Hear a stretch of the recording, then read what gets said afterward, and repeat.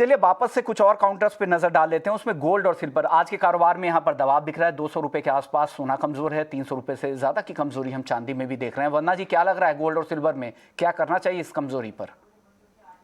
विश्वमोहन जी, मुझे लग रहा है कि ये जो काउंटर है यहाँ पे थोड़ी सी सेफ हेवन बाइंग जो है वो कम हुई है, और इक्विटी का जो यूफोरिया है उसकी वजह से भी सेफ हेवन बाइंग जो है वो कम है। लेकिन अगर आप वीकली पे इस कमोडिटीज को देखिए, दोनों ही कमोडिटी को, गोल्ड सिल्वर को, धीरे धीरे ये यहाँ पे बेस बना रहे हैं।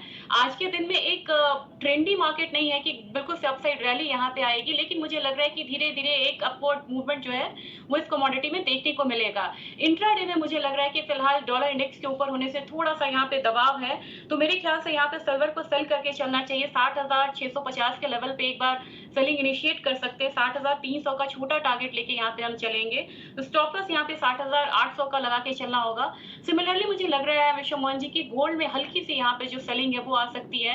प्राइसेस नीचे की तरफ एक बार 46,450 तक आ सकते हैं। तो एक बैंड है 46,450 नीचे की तरफ और ऊपर में 46,800। जब तक 46,800 के ऊपर की क्लोजिंग नहीं होती है गोल्ड में, तब तक मुझे लग रहा है कि एक दायरे का कारोबार होता है। और सक्सेसफुली एक बार अगर 46,800 के ऊपर की क्लोजिंग होती है तो जो नेक्स्ट टारगेट होगा वो करीब 47,200 का होगा गोल्ड में। तो मेरे ख्याल से फ्रेश बाइंग यहाँ पे, खासकर फिजिकल बाइंग जो है वो यहाँ पे इंप्रूवमेंट देखने को मिलेगा अक्टूबर नवंबर मंथ में यहाँ पे।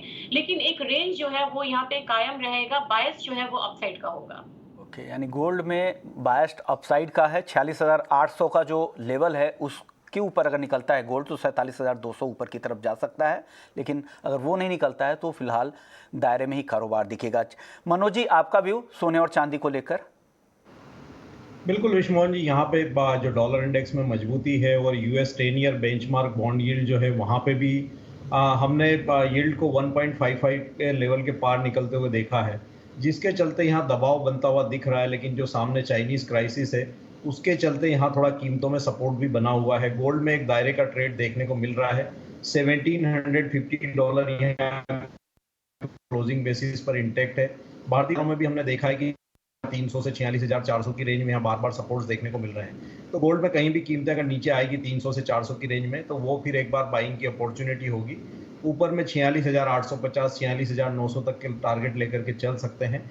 लेकिन सिल्वर की अगर बात करें तो यहाँ बेस मेटल्स में दबाव देखने को मिल रहा है, जिसके चलते चांदी की कीमतें ऊपरी लेवल्स पर सस्टेन नहीं हो रही। कल भी हमने 61,000 तक कीमतों को जाते हुए देखा था, लेकिन वहाँ से फिर एक बार जो है डिक्लाइन देखने को मिला था।